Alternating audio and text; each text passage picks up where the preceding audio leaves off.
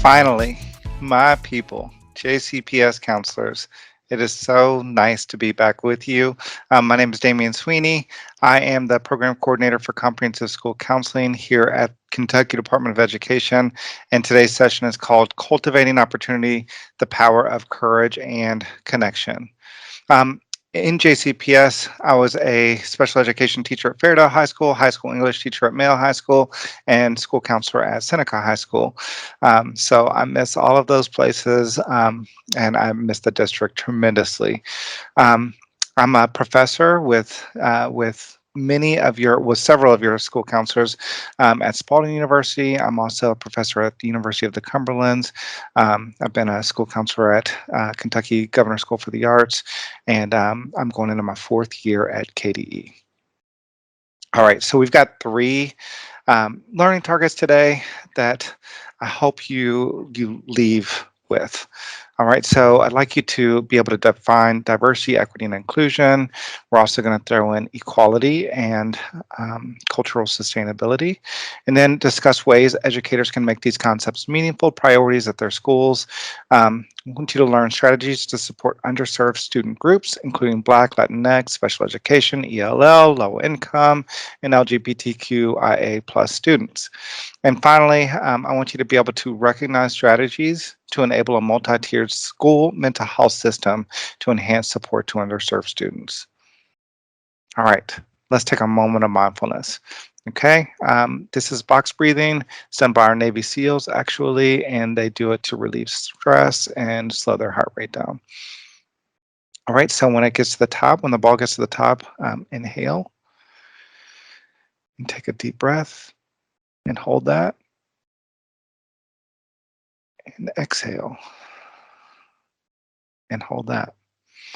Okay, while you're doing that a few times, it's very important that you do the deep breathing. I want to give you some affirmations, okay? I want you to remind yourself, I am growing. All right, say that to yourself while breathing deeply. I am growing. I am worthy and becoming closer to my true self every day. Say that to yourself.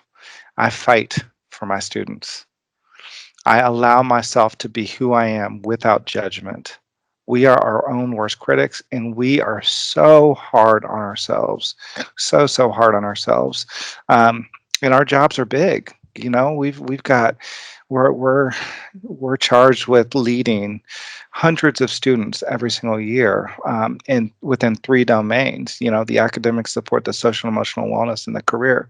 That in itself is overwhelming, and plus we've got other duties that we're doing. So there's a lot that we kind of feel like, gosh, it's so hard to manage everything, and because of that, we can be really hard on ourselves. But I am here to tell you that you deserve to remind yourself that you are allowed to be yourself without judgment.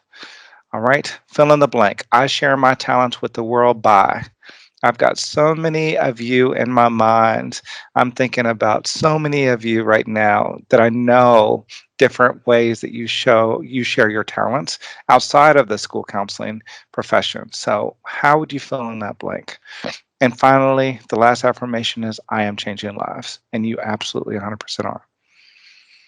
All right. Did you know that mindfulness isn't about just closing your eyes and breathing deeply? So I can't show you this video, but I am going to pop the link into the chat box. Check out Chica. Check out a song by Chica. She's my new favorite artist. I mean, what can that song teach us about our work, our lives, about how we work with students, about how they may perceive us and other educators? What can that teach us? All right, we don't have time today to listen to it and have time for you to view it, but definitely hit that link, push pause, and hold on to that for when this session is over. All right, we do have a Padlet that I would like you to go into. I'm popping that link into the chat box right now. How do you define the following terms? I'd like you to use your own words and don't wait for someone else to write this in the chat. How do you define cultural sustainability or diversity or equality, equity, or inclusion? Go ahead and put that in the Padlet, please.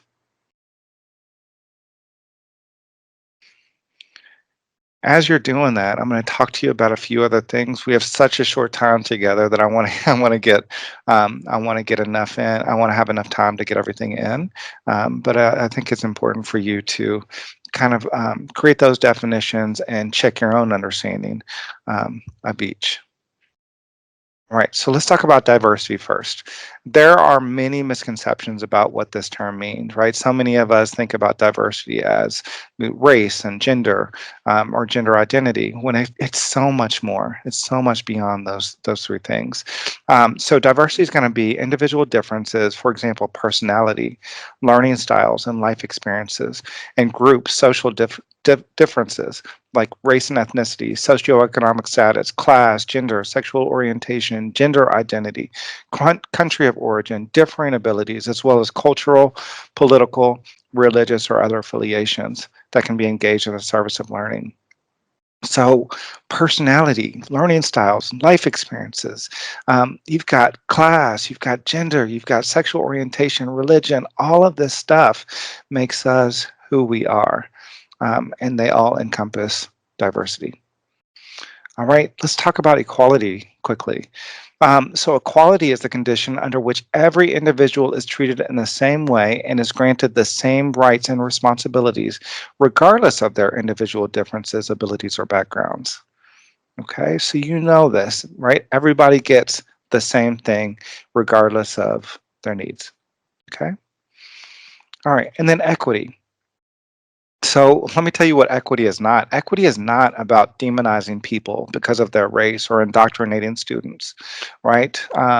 That's not what it's about. Our chief learner and commissioner, Dr. Glass, said this recently. He said, equity in education is fundamentally an effort to ensure that all of our students have the supports they need to meet our academic standards and to reach their full potential as students, citizens, and human beings. And equity focus in education recognizes that public school students come to us with a variety of backgrounds, needs, supports, and experiences, and that we must take those into account when we consider the education of each child. All right. So we're looking at the background of each child, we're looking at their needs, how we can support them, their experiences, and all of that is helping shape how we support them academically, as I said before, socially and emotionally, and with their post-secondary readiness. Right. Now let's talk about inclusion. I'm so proud of KDE for sending out this tweet. It said the Kentucky Department of Ed is proud to stand beside our LGBTQIA plus community and is committed to ensuring Kentucky's public schools are safe havens where all students and staff feel safe, respected, and welcomed. Inclusion is going to be the intentional act of creating an environment that fosters mutually respectful relationships in which each student, regardless of intellectual, social, cultural, and geographic background, is welcomed, supported, and valued as fully participating members of society. So you've got that Padlet open still. I want to know this. How do you create inclusion in your school?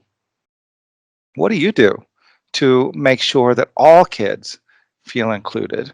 Remember, whatever you put in this Padlet is going to help all of us. It's going to help shape what we do in our schools. So let us know the remarkable things that you're doing. All right, I'm going to give you 9 strategies to cultivate opportunity with your kiddos. All right, first, we've got to examine ourselves. Okay, we have to examine ourselves. Now, each of these strategies is considered within a multi-tiered system of support framework. All right, so when we talk about MTSS, tier 1 is going to be a whole group strategy. Tier 2 is going to be an individual or small group strategy. And today we're just focused on tiers 1 and 2. Okay, so tier 1 strategy number 1, examine yourself. Now, when we do this, it is easy to feel defensive, right?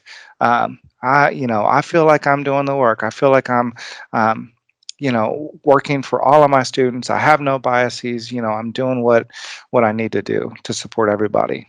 Um, but we have to really ask ourselves some fundamental questions.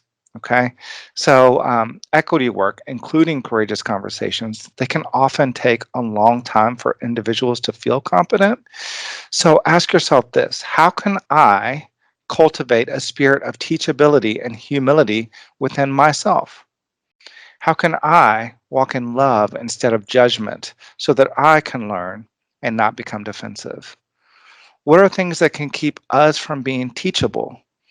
All right. So, what are things that can keep you from being teachable? Um, and we all have those things, right? Where you become activated or triggered, and activated is a better word for using than trigger. So, you become activated and you feel like, gosh, I can't even learn right now. I can't even grow right now because I'm so focused on this other thing. So think about what are things that can keep me from being teachable. And again, knowing this can help you engage in spaces that will allow you to grow. All right, strategy number two. All right, so we've already talked about, check in with yourself, examine yourself. Strategy number two is do the work. All right, this is a tier two um, intervention. Okay, so individual intervention or with small groups. Okay, so you can learn more than you speak. All right. You can read the research. You can listen to the lived experiences of others, especially those that are different from you. You can be an ally. You can learn productive ways. You can fight for those who can't fight. And you can create affinity and non affinity groups to learn. I know you probably share my love for Brene Brown. I think she's amazing, the power of vulnerability, and so much of her work is incredible. But she reminds us to lean into the discomfort. All right. Here are some things that I've been reading and watching and listening to in order to help me grow. Put in the chat box. What is helping you grow? What are some things that you're like, oh my gosh, you have to check this out? I want to know because I want to check it out. And other people in this session will want to know as well.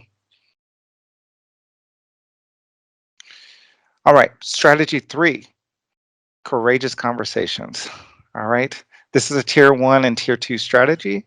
So you can do this with the whole group, with individuals, or with small groups. All right. Now, make sure you utilize our document titled Guidance on How Districts Can Facilitate Conversations about Race-Based Stress and Trauma. We are updating this document right now. We've got some really cool updates coming, but this document is I'm really proud of this one. So check this out. I think this will give you some great ways and tools to navigate these courageous conversations. All right, so after all, what is a critical or courageous conversation? So, according to Learning for Justice, who I love, it's a conversation that explores the relationships between identity and power, that traces the structures that privilege some at the expense of others, and that helps students think through the actions they can take to create a more just, more equitable world. So, I want to introduce to you some tools that we are going to be providing our schools in order to have these courageous and critical conversations. So we're putting together a KDE equity toolkit. There'll be a school-facing equity dashboard where you'll be able to look at your data, right? And you'll be able to see it all in one place. So you don't have to go to different platforms and different resources in order to kind of find different things. You'll be able to see things like who's in our special education program, who's in our gifted and talented program, who's in our dual credit classes or AP or IB or Cambridge classes, who is who is completing CTE programs, right? Who's actually completing them and who's not. So that's the equity dashboard. And like I said, you'll be able to work with your leadership team and identify discrepancies or inequities. And we'll give you protocols and different reflective questions for you that will help you look at those inequities and then think about how you can think about and talk about and create intentional an intentional way forward on how you can improve on those. Okay. Um, so again, that's the equity dashboard. Next is the equity playbook. And what we'll be doing is we'll be working with each regional cooperative. And yes, JCPS has a regional cooperative. We'll be working with them to coach them up on how to offer districts, district leaders, and school leaders different plays that will allow them to incorporate and implement a more equitable school culture and climate. All right, so look forward to that coming out here in the fall. We are very, very excited about that. All right, so I've got 3 slides on this. For the sake of time, I'm only going to show you the first, but you'll have access to these slides. There are so many different questions that you can ask within Courageous Conversations. So I want you to think about this. Who has access to the program, right? Again, gifted and talented, dual credit, AP, IB, Cambridge. Who doesn't have access? Who is achieving and who isn't? Who is attending school and who isn't? What practices and policies uplift all students? Which ones are hurting our students? You all do a great job with that with your REAP, your racial equity analysis protocol. But you can look at those practices and policies for all students, right? Who's uplifted? Who might be hurting because of that? How are we collaborating with our parents and caregivers? What can we do differently? How can we meet our caregivers where they are? So I had the pleasure when I was at Seneca of collaborating with Wagner High School, and we went to one of the neighborhood community centers of many of our students, and we were able to host a parent workshop for FAFSA at that community center. We've got to really start thinking outside of the box when we're talking about how we're collaborating with our parents and caregivers, how we're meeting them where they are, right? Sometimes setting a meeting at 6 o'clock on a Wednesday night isn't going to work for many of your caregivers, right? How can we get into the neighborhoods? How can we create reciprocal relationships? I love this idea of parent-teacher conferences being more collaborative instead of just the parent saying, well, Johnny's doing this well, or these are some of Johnny's weaknesses. Let's have this a collaboration where Johnny is the center of attention and he gets to tell us, these are my strengths, these are my weaknesses, these are the things that I need to work on. These are the ways both groups, my parents, my caregivers, or my teacher, can support me. Okay, let's make sure that our folks feel like we hear them, we see them, and we want them to participate with us in supporting their child or children. All right, when someone walks into your school, what will they find on the walls? You all, again, JCPS, I think you are leaders of this. I just told your diversity, equity, and inclusion team this. When you all thought about what do our school names symbolize? What do our mascots symbolize? And you corrected those things if they were kind of misappropriated. Think about, is everyone represented? Why or why not? What are we going to do about it? And then think also about who's successfully transitioning from our school and who isn't. Is it who's completing CTE programs, who isn't? Are kids successfully transitioning from elementary to middle? Who is successfully transitioning? Who isn't? What about middle to high? What about high to post-secondary? And when we say post-secondary, we're not just talking about college. We're also talking about the military, and we're also talking about the workforce. Okay? So think about these things. All right, I do want to show you this image. We also have to think about supporting important culturally equitable academic and social behavior competencies. We also need to think about how we support culturally valid decision making. How do we support culturally relevant and evidence-based interventions? And how do we support culturally knowledgeable staff behavior? Now, school counselors in Louisville and JCPS, you all have done a great job in making sure that your staffs feel culturally knowledgeable. All right, but there's always still more work to be done. And then let's think about the outcomes of our schools. What systems do we have in place? How are they working together with our data and our practices?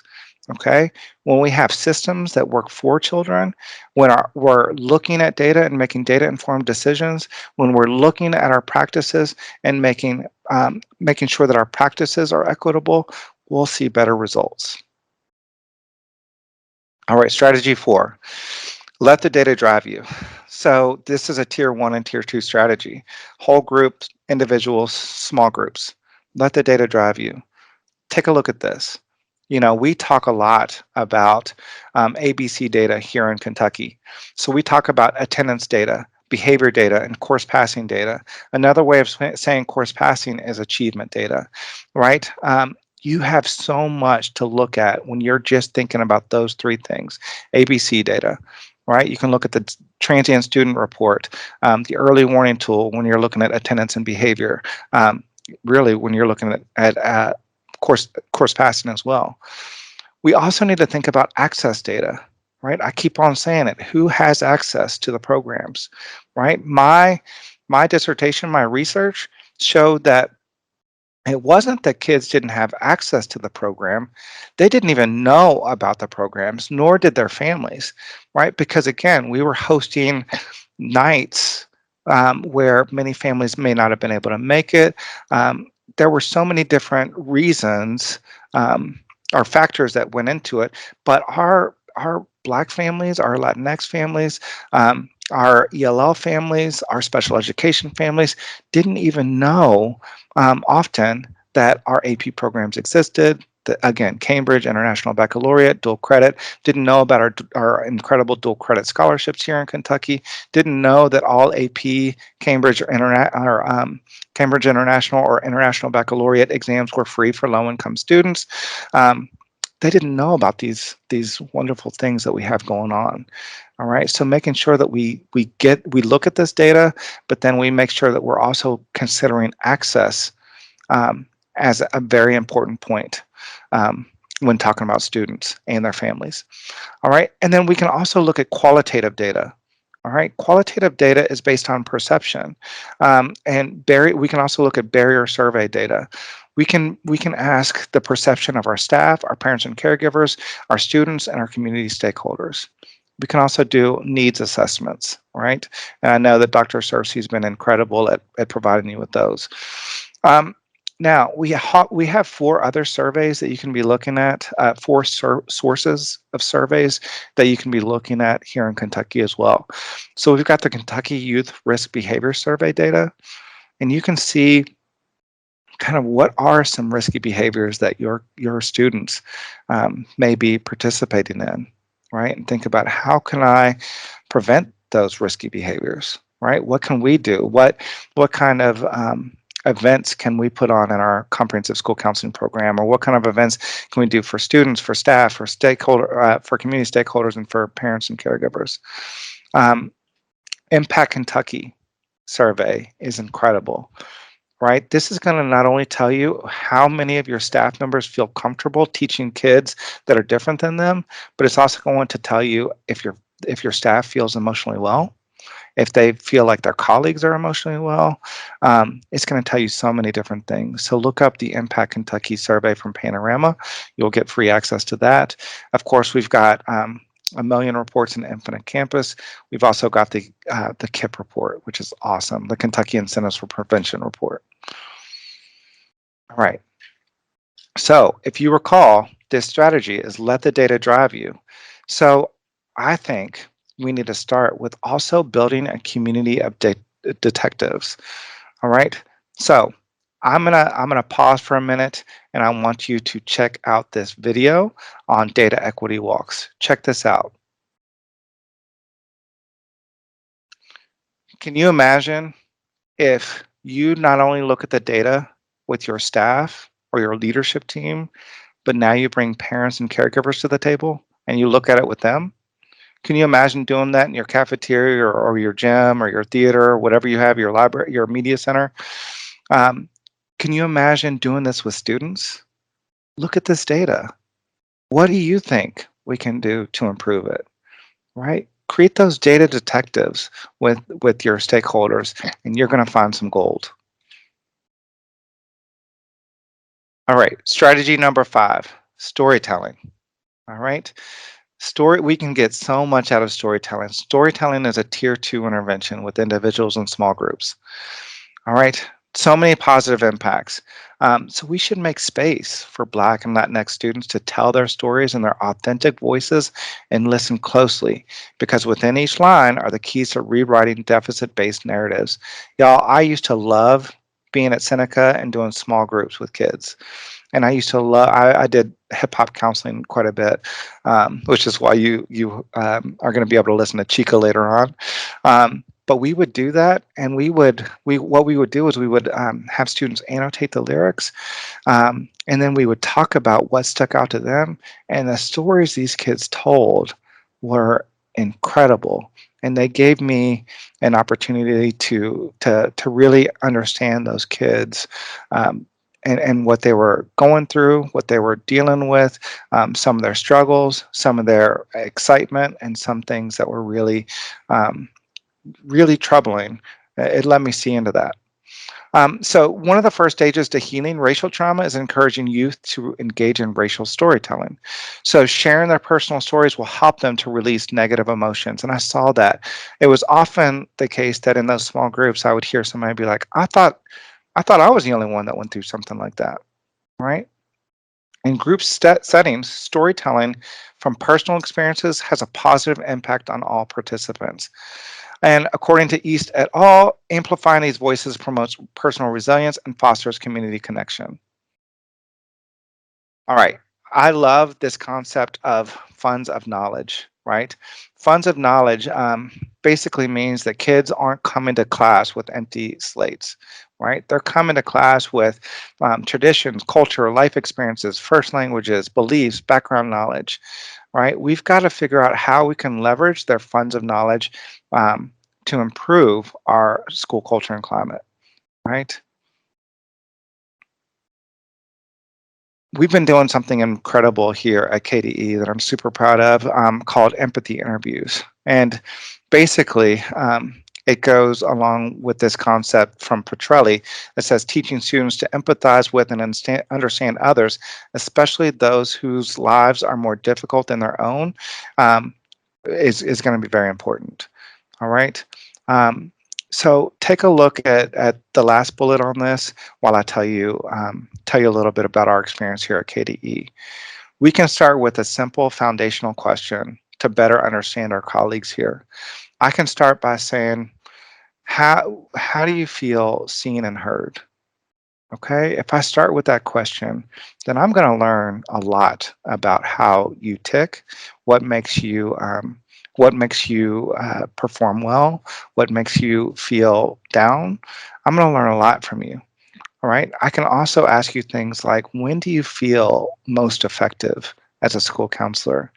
Again, by me asking you these questions and truly being willing to listen and put myself in your shoes, I'm going to learn a lot. So I would encourage you to do this with your students and staff as well. I love something called healing centered engagement from Sean Gainwright. So in this piece, he talks about how students are more than what happened to them. They're not just their trauma, right? Trauma-informed practices are incredible, and they say, you know, they shift the question from what's wrong with you to what happened to you. But let's take it a step further with healing-centered engagement and say, what's wrong with you? I want to know your strengths. I want to know what makes you feel like you can overcome an obstacle and be resilient. I love this piece from Punching the Air, a book from the Exonerated Five. Okay. And there was also a documentary on Netflix. You can go check it out called When They See Us, about the Exonerated Five as well. But this goes to that healing centered engagement I just spoke about. So this piece was called Clone. Ever since that day in the fifth grade, my teachers watched me so hard, so close, that I felt like I was trying to break out of prison. Every time I did, they thought it was because of trouble at home, an absent father, a tired mother, not enough books, not enough vegetables, not enough sleep. They believed those lies about me and made themselves a whole other boy in their minds and replaced me with him. Right? We don't need to only ask the question, what happened to you? and then create this whole other image of a kid based on ACEs or based on trauma or based on negative experiences in their lives. We also need to know, again, what is strong with them. All right, for strategy 6, this is implementing culturally relevant instruction and resources. It's a tier 1 strategy for the whole group. All right, so first we've got to define culturally sustaining practices, right? Um, I have been working with school counselors for MTSS. You can follow us on Twitter and other social media, but there's this amazing colleague named Natalie, and she has written culturally sustaining practices for school counselors along with some other colleagues of hers. And she helped with this, right? Culturally sustaining practices support young people in sustaining their cultural and linguistic competence of their communities while offering access to the dominant culture. Culturally sustaining practices seek to perpetuate and foster linguistic, literate, and cultural pluralism as part of a democratic project of schooling. So what? So let's talk about courageous conversations and cultural sustainability. So again, cultural sustainability is going to take an acknowledgement that racism, discrimination, ableism, bigotry, and oppression may impact our schools and influences the practices we adopt. And in order to have culturally sustaining programs, stakeholders must have courageous conversations regarding school culture and climate. All right. So now we kind of bring both of those ideas together. All right. So again, from Petrelli, the adoption and implementation of culturally affirming instructional materials is going to be huge, right? Mostly that's about making sure the canon is inclusive and diverse with authors and characters that represent America's diversity. Um, and high quality professional learning is going to be an essential accompaniment to the materials. All right, so as we continue to talk about culturally sustaining practices and culturally relevant instruction, we can't do that without bringing in social emotional learning. Okay. Now, you are incredible with social emotional learning, but let me remind you, it is not yours alone, right? We need to make sure that our teachers own SEL, that our principals own SEL, that our district leaders own SEL, and I'm doing my best to make sure that not only does KDE own it, but also the governor and the lieutenant governor, who are we're working on some really great things with them as well. All right, so how do you do this? How do you implement SEL? Well, first, you've got to build foundational support and a plan for social emotional learning. Again, you can't do that if this work only belongs to you as the school counselor. You've got to strengthen adult SEL knowledge, competencies, and capacity. You've got to promote SEL for students and then use data for continuous improvement. And when you do these things, you're going to see incredible student outcomes. You're going to start with short-term outcomes like social emotional skills attained by your kids. They're going to have improved attitudes about self, others, and tasks. Their perception of their classroom and school climate is going to improve as well. In terms of intermediate student outcomes, you're going to see improved positive social behaviors and relationships, improved academic success, fewer conduct issues, less emotional distress, and less drug issues, less drug use. In terms of long-term student outcomes, you're going to see improved high school graduation rates, improved college and career readiness, safer sexual behaviors, healthier relationships, improved mental health, reduced criminal behavior, and engaged citizenship. Now, I hope you're ready for this because I also want to introduce you to something called transformative SEL. All right. So we've been looking at SEL for 25 years, but there's research as of late that has introduced this term transformative SEL. And this process whereby young people and adults build strong, respectful, and lasting relationships that facilitate co-learning to critically examine root causes of inequity and to develop collaborative solutions that lead to personal, community, and societal well-being. All right. How can we implement transformative SEL in our schools. All right, so here are some examples with each competency. All right, so for self-awareness, an example would be discussing personal and socio-cultural identities, recognition of beliefs, mindsets, and biases. For self-management, it's going to be stress management, self-care, perseverance, and agency. And I love the term agency when talking about students. Social awareness, perspective taking, empathy, and belonging. For relationship skills, collaboration, collaborative problem solving, co-construction, okay? We're working together to solve problems, all right? Effective interpersonal communication as well. And then finally, all of that works together to create students that are responsible decision makers. And some examples of that would be ethical responsibility, distributive justice, and collective well-being. Strategy 7, we're moving along. All right, we need to raise our expectations, and we need to do this in tier 1.